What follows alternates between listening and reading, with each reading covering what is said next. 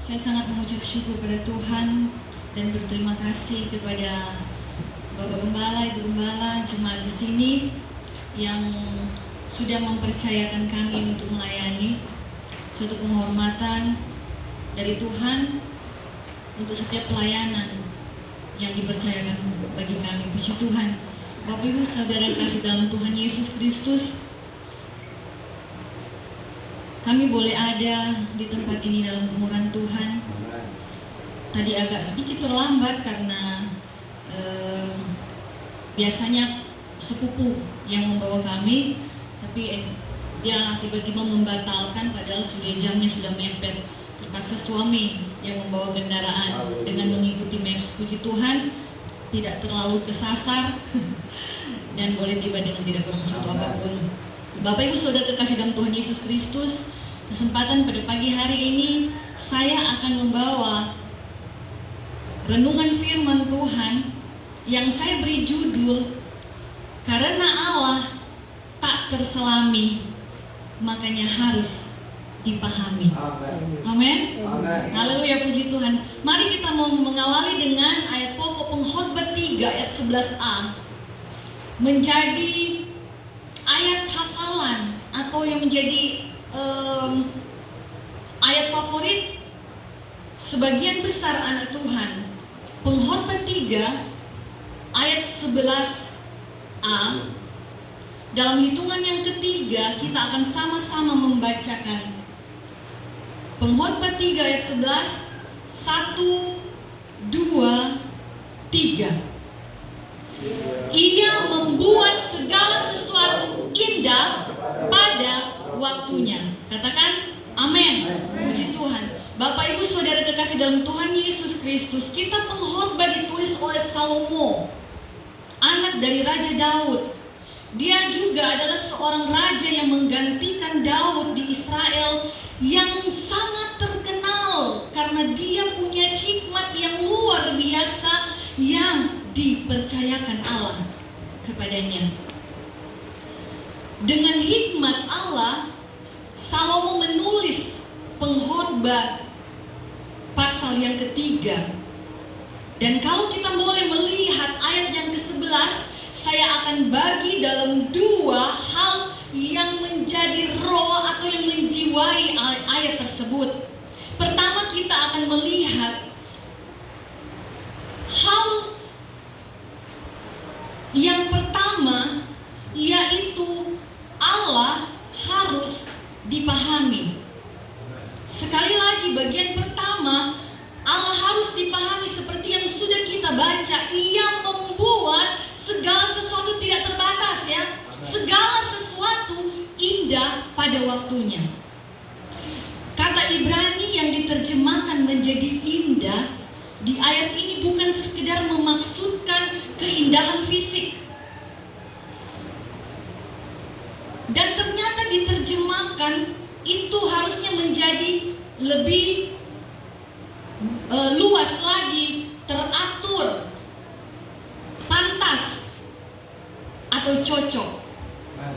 Jadi tidak terbatas dengan indah, tetapi teratur, pantas, dan cocok. Hal-hal indah yang Allah lakukan bukan hanya juga mencakup apa yang Dia ciptakan, tetapi semua apa yang Dia kerjakan, Dia lakukan bagi umat manusia.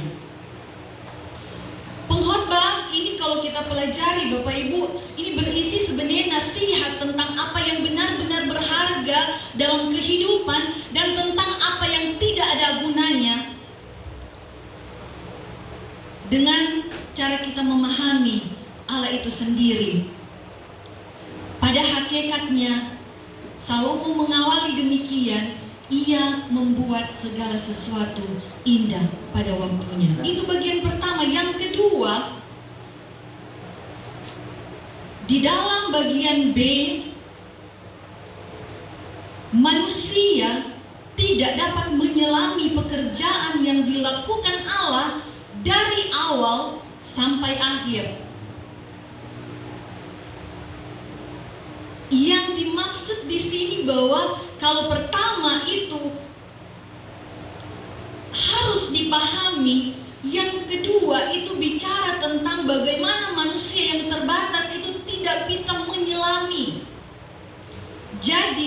tidak terselami Allah itu. Tidak bisa diperiksa. Kedalaman laut itu, penyelam itu bisa menyelam. Tetapi apa yang dikerjakan Allah itu tidak bisa terselami oleh manusia. Sehingga Salomo pun menulis dalam Amsal 21 ayat 30, di sana dikatakan tidak ada hikmat dan pengertian dan tidak ada pertimbangan yang dapat menandingi Tuhan. Dia mencatat sebagai orang yang dikenal orang berhikmat, tapi dia mengakui keterbatasannya dan dia mengakui ketidakterbatasnya Allah yang dia sembah. Bapak Ibu Saudara yang kekasih dalam Tuhan Yesus Kristus, Salomo mengakui tidak bisa menyelami Allah dan kerjanya, tetapi Allah dipahami Salomo sebagai pemilik hikmat yang tiada tandingannya. Kalau kita melihat ayat 5, ayat 9, di sana ayat berkata, ia Allah melakukan perbuatan-perbuatan pertama yang besar, yang tak terduga, serta keajaiban-keajaiban yang tidak terbilang banyaknya. Kita mengenal Allah kita sejauh mana?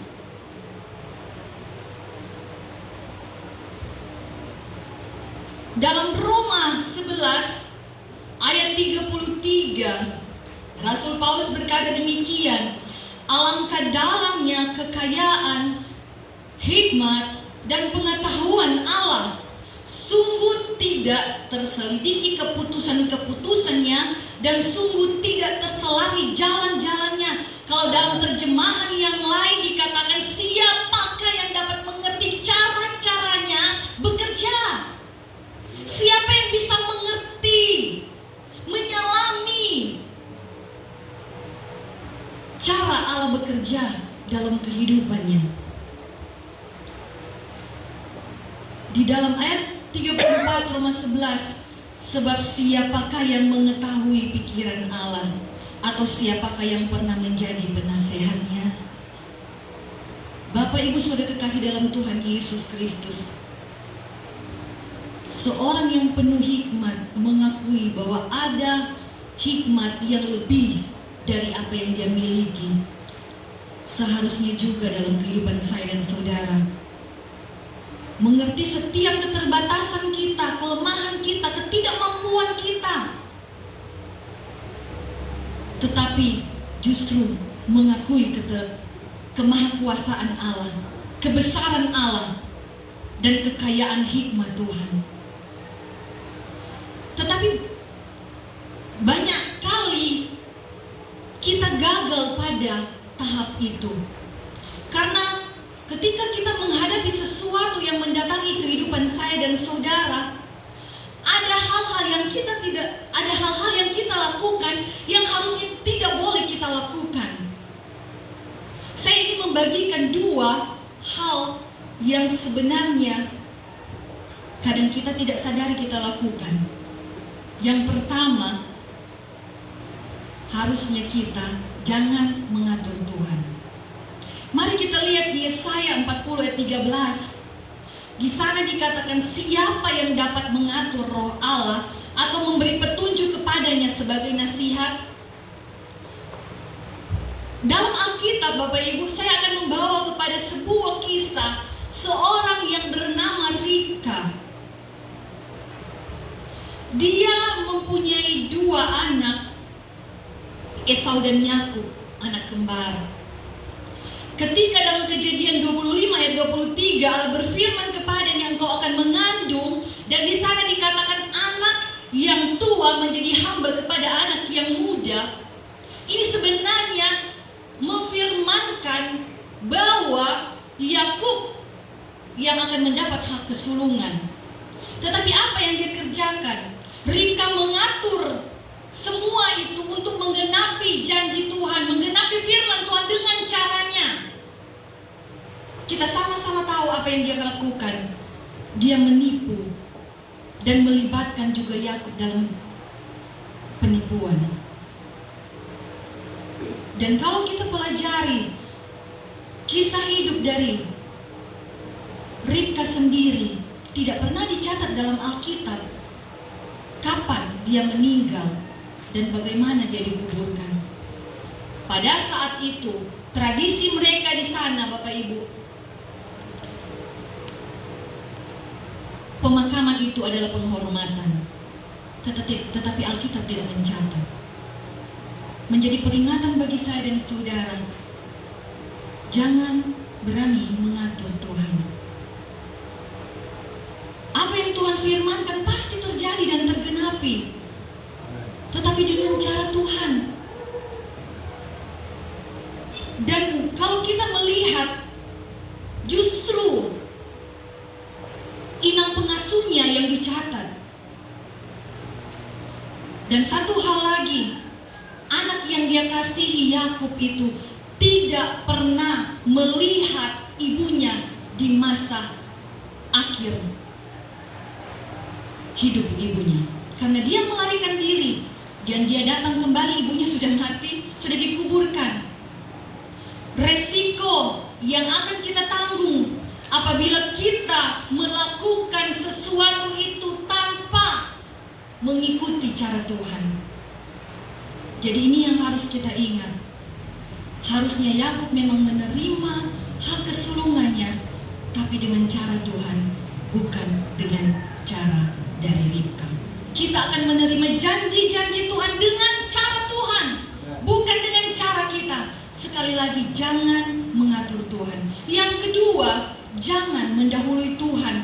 Kadang-kala kita begitu tidak sabar menantikan pertolongan Tuhan, menantikan jawaban Tuhan, penggenapan akan janji-janji Tuhan dalam hidup kita. Ada sekian banyak, ada 365 dikatakan jangan takut, jangan takut. Janji Tuhan menyertai hidup saya dan saudara. Kita tidak sabar dan memaksakan hal itu harus digenapi, harus terjadi kepada saat dimana kita membutuhkan hal tersebut di waktu kita. Harus terjadi pada waktu kita. Di dalam Alkitab ada satu contoh, seorang raja yang diurapi Tuhan, Raja Saul. Di dalam 1 Samuel 13 ayat 11 sampai 12 kita boleh melihat di sana apa yang dia lakukan, Bapak Ibu. Dia mempersembahkan korban bakaran karena dia menunggu Samuel tidak datang di waktu yang Samuel janjikan. Dia melakukan sesuatu yang bukan bagiannya, bukan tugasnya. Bapak Ibu Saudara dikasih dalam Tuhan Yesus Kristus, sesuatu yang dipercayakan kepadanya adalah raja, bukan nabi. Demikian juga dalam kehidupan saya dan saudara. Tahu posisi kita, tanggung jawab apa yang Tuhan percayakan. Kalau engkau mampu bertanggung jawab tentang satu hal yang Tuhan percayakan, akan ada tanggung jawab lain yang akan Tuhan percayakan kepadamu. Tetapi kalau engkau belum bisa mempertanggungjawabkan satu kepercayaan, kemudian engkau mengambil kepercayaan yang lain, kepercayaan yang pertama pun akan diambil daripadamu. Sehingga apa yang dikatakan oleh Samuel dalam ayat 13, 1 Samuel 13, perbuatanmu itu bodoh. Yang sebenarnya Tuhan akan mengokohkan pemerintahannya, tetapi itu dialihkan kepada orang lain, diambil daripadanya. Sehingga kita tahu Raja Saul adalah raja yang diurapi, tetapi raja yang sekaligus ditolak. Bapak Ibu Saudara kekasih dalam Tuhan Yesus Kristus, jadi yang menjadi konsentrasi kita pada pagi hari ini, firman Tuhan bicara bahwa dua hal yang harus kita hindari, yaitu jangan mengatur Tuhan dan jangan mendahului Tuhan. Karena tidak akan membuat sesuatu itu menjadi baik padamu pada waktunya, tetapi justru sebaliknya akan mendatangkan resiko, akibat yang tidak baik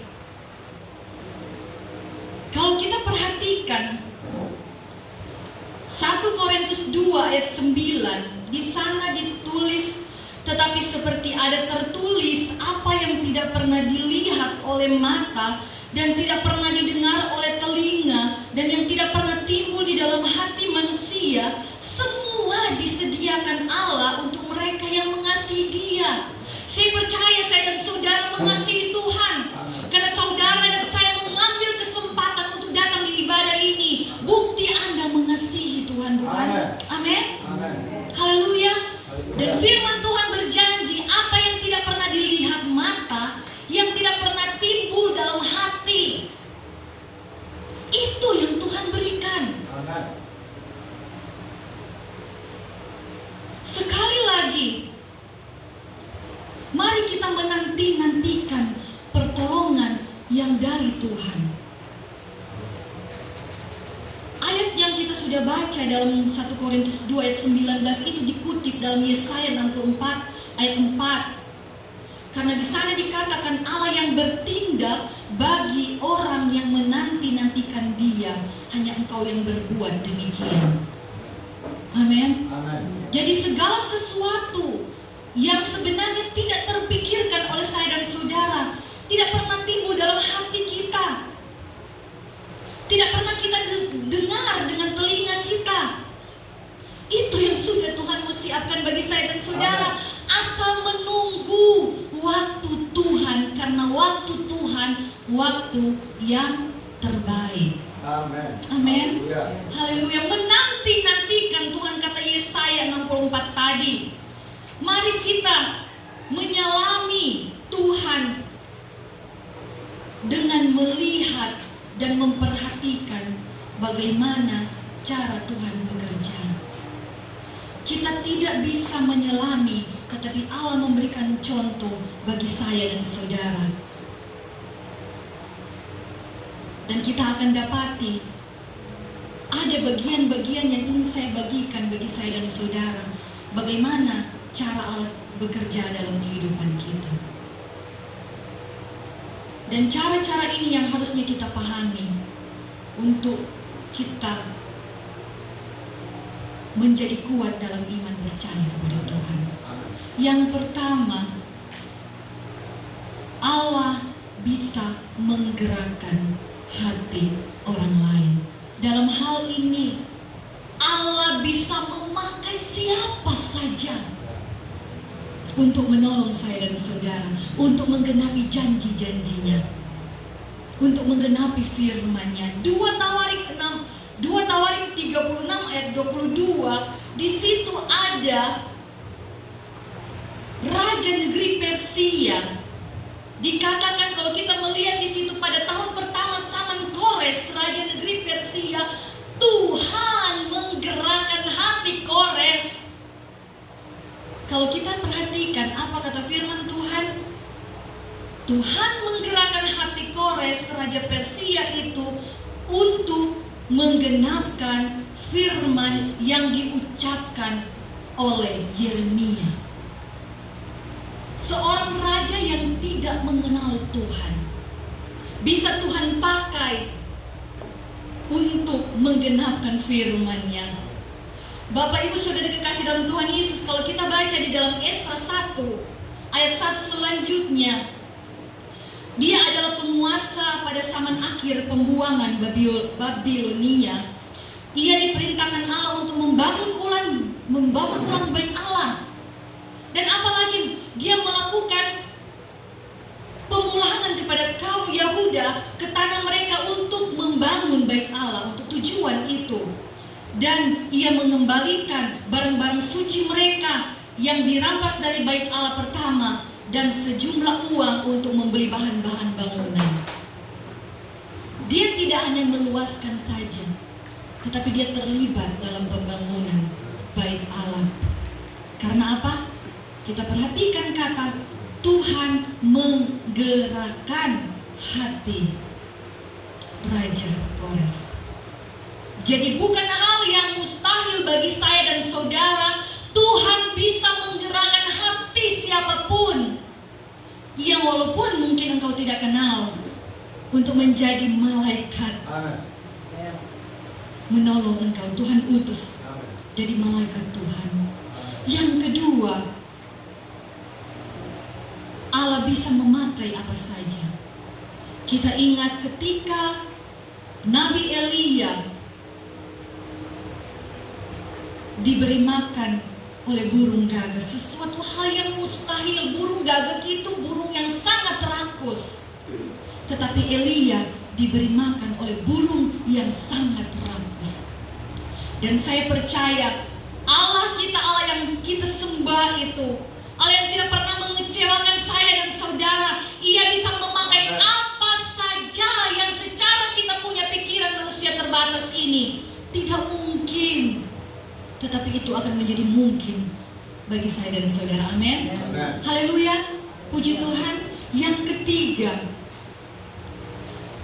Allah sendiri melakukan segala sesuatu yang mustahil itu bagi saya dan saudara. Kita dapati dalam Yesaya 41 ayat 18 sampai 20. Saya akan membaca dengan secara cepat, kita cermati mungkin di layar atau di dalam pembacaan kita masing-masing. Yesaya 41 ayat 18 sampai 20. Perhatikan dengan seksama. Aku akan membuat sungai-sungai memancar di atas bukit-bukit yang gundul, dan membuat mata-mata air membual di tengah daratan. Aku akan membuat padang gurun menjadi telaga dan memancarkan air dari tanah kering. Aku akan menanam pohon aras di padang gurun, pohon penaga, pohon murad, dan pohon minyak. Aku akan menumbuhkan pohon samnobar di padang belantara, dan pohon berangan serta pohon cemara di sampingnya, supaya semua orang melihat dan mengetahui, memperhatikan dan memahami bahwa tangan Tuhan yang membuat semuanya ini, dan yang Maha Kudus Allah Israel yang menciptakannya. Amen. Sebuah kemustahilan semua untuk melakukan hal-hal ini. Tetapi apa kata firman Tuhan? Aku akan melakukan itu supaya apa? Semua orang melihat. Semua orang ini, orang yang tidak mengenal Allah, melihat, menyaksikan kerja Allah dalam kehidupan saya dan saudara akan menjadi kesaksian bagi kemuliaan nama Tuhan. Karena itu dilihat, disaksikan oleh orang lain. Amin. Haleluya. Tetapi satu hal yang ingin saya tegaskan di sini, Bapak ingin orang lain memahami bahwa Dia begitu menjamin kehidupan saya dan saudara, bahwa Dia begitu mengasihi dan menggenapi setiap janji-janji firman-Nya. Dia ingin orang melihat itu terjadi dalam kehidupan saya dan saudara, sehingga orang memahami dan mengakui, oh benar, Allah ada bersama dengan orang-orang yang percaya kepadanya. Banyak hal dalam kehidupan saya dan saudara kan, di tengah-tengah masyarakat, orang yang tidak percaya pada Tuhan bilang begini, pantas dia diberkati, pantas dia disembuhkan, pantas dia begitu punya hikmat karena dia anak Allah. Amen. Orang Kristen. Amin. Mereka bisa memahami, tetapi hal yang harus terutama kita bisa memahami. Jangan hanya menjadi pemahaman orang luar melihat, tetapi kita tidak mengalami secara pribadi pengalaman yang indah bersama dengan Tuhan itu. Mungkin secara manusia kita pikir ya biasa saja, ya memang seharusnya begini.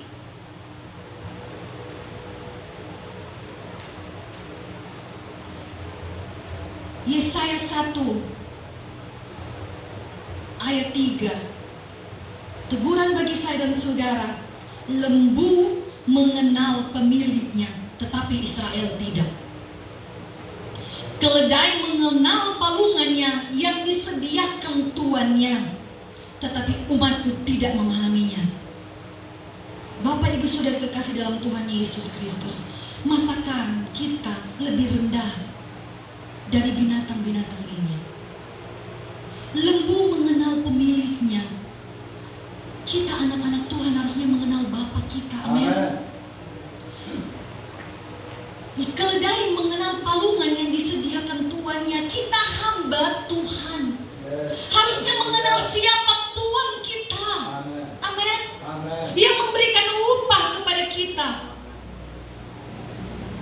dan upah yang tidak pernah mengecewakan, bahkan kekekalan yang akan kita nikmati di surga sana. Pahamilah Tuhanmu, amin. Haleluya, puji Tuhan. Mengapa kita tidak mampu memahami Bapa kita yang selalu menjamin hidup kita, padahal kita ini anak-anaknya. Haleluya. Mau pahami Tuhanmu? Amin. Amin. Puji Tuhan. Haleluya, puji Tuhan.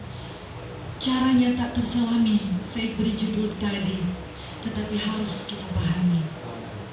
Mau bagaimananya Tuhan bekerja, caranya mau pakai apa Tuhan bekerja, itu urusan Tuhan. Jangan dipikirkan apa yang menjadi pikiran Tuhan. Amin. Jadi stres sendiri Bapak Ibu. Aduh, belum datang ke pertolongan. Seharusnya kok begini. Dokternya terlambat. Seharusnya begini.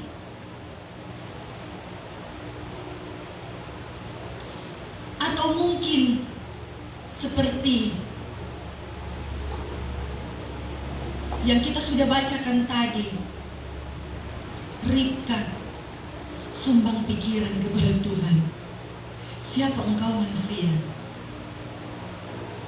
Seorang raja yang penuh dengan hikmat diakui seluruh dunia pun menyadari keterbatasannya. Bapak Ibu Saudara kekasih dalam Tuhan Yesus Kristus, saya ingin membagikan suatu kesaksian untuk kita pahami bagaimana Allah kita itu. Saya mendengarkan beberapa hari yang lalu seorang hamba Tuhan dari seberang, Bapak Pendeta Yusuf Roni. Oleh karena dia percaya dan menjadi orang Kristen, dia dipenjara, dipindah-pindahkan penjaranya. Suatu ketika odolnya habis Bapak Ibu, karena di sana ada beberapa teman-temannya yang juga minta. Akhirnya dia berbagi. Dia pikir begini, saya mau berdoa sama Tuhan supaya istri saya tergerak datang lebih cepat untuk membawa odol, atau mungkin saya dapat uang ataupun apapun itu, atau mungkin dari sipir penjara yang membantu saya.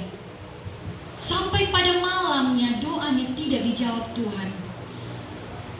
Ketika malam semakin larut, masuk seorang kok Chinese. Dia ditangkap satu sel dengan Pendeta Yusuf Roni. Dan tahukah Bapak Ibu Saudara kekasih dalam Tuhan Yesus Kristus, dia membawa tas yang penuh berisi odol. Rupanya yang terjadi ketika dia disergap, dia punya toko, yang terpikirkan oleh dia itu odol, odol lagi, sampai penuh tasnya odol semua. Dibagikan bagi mereka termasuk Yusuf Roni.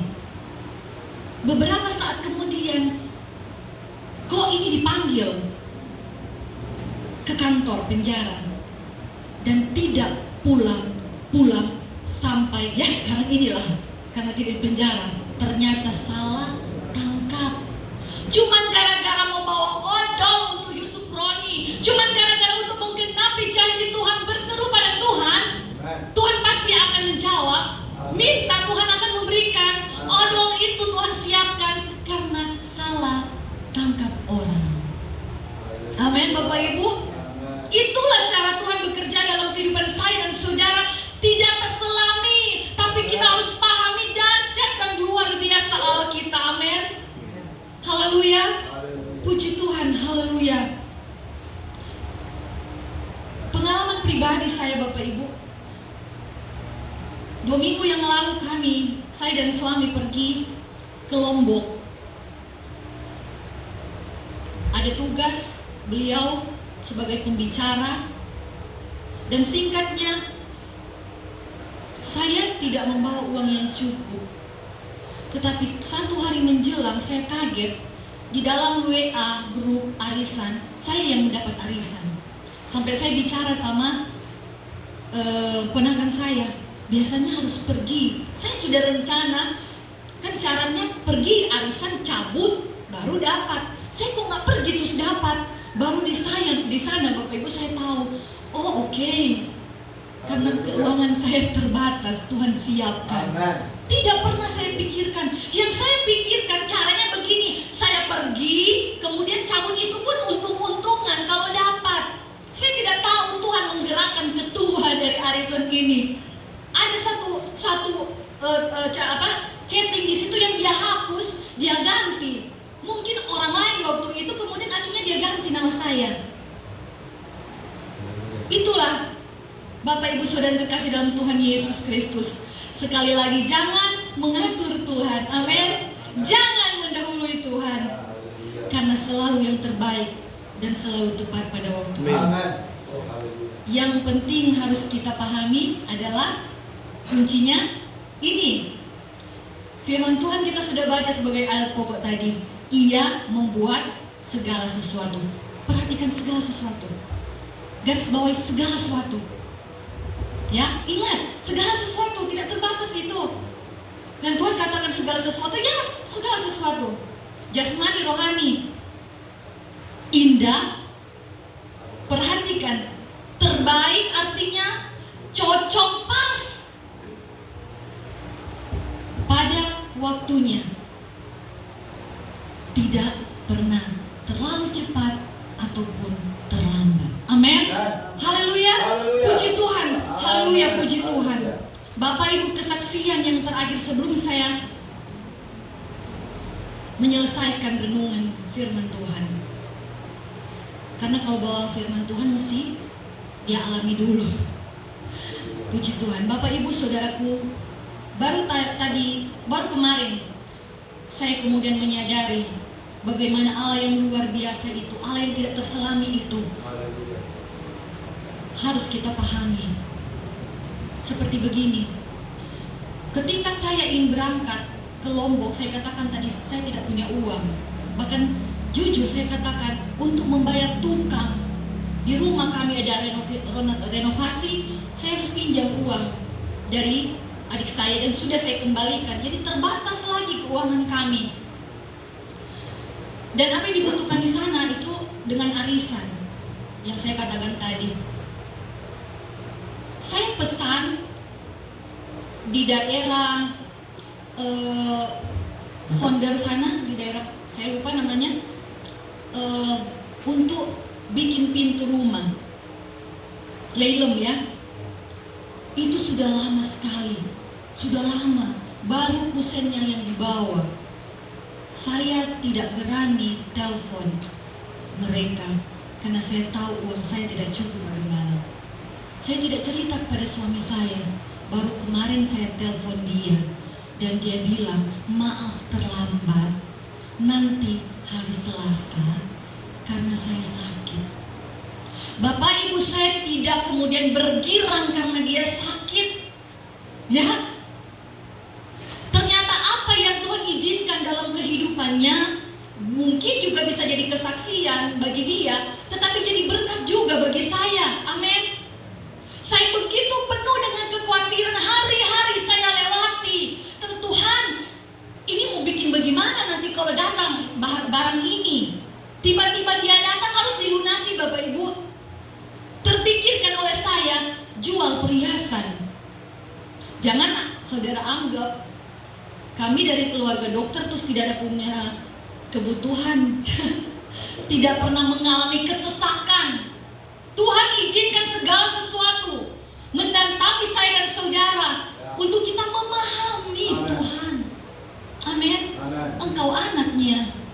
Engkau tahu Bapa yang memelihara engkau. Manusia saja, seorang ayah tidak akan memberi sesuatu yang tidak diminta atau membahayakan anaknya, apalagi Bapa kita di sorga. Saya berani untuk telepon dan saya baru mengetahui, oh ya,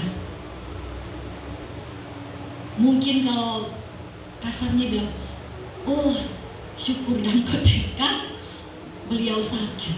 Bukan itu ya sebenarnya ya, tapi kemudian saya boleh mengerti Tuhan turut bekerja dalam segala sesuatu, mendatangkan kebaikan bagi kita semua. Amin. Haleluya. Puji Tuhan. Haleluya. Saya percaya Bapak Ibu, setiap kita punya pengalaman pribadi yang indah dengan Tuhan. Mari kita coba renung-renungkan. Bila suatu saat kita mengalami pergumulan, kita ingat, kita imani apa yang sudah jadi, yang Tuhan lakukan luar biasa pada waktu-waktu yang lalu, itu akan Tuhan lakukan juga pada waktu kita membutuhkan itu. Amin. Puji Tuhan. Saya mengundang imam musik dan singers untuk tampil ke depan. Haleluya. Karena Allah kita, Allah yang tidak terselami, makanya kita harus pahami. Kita paham betul siapa Allah kita.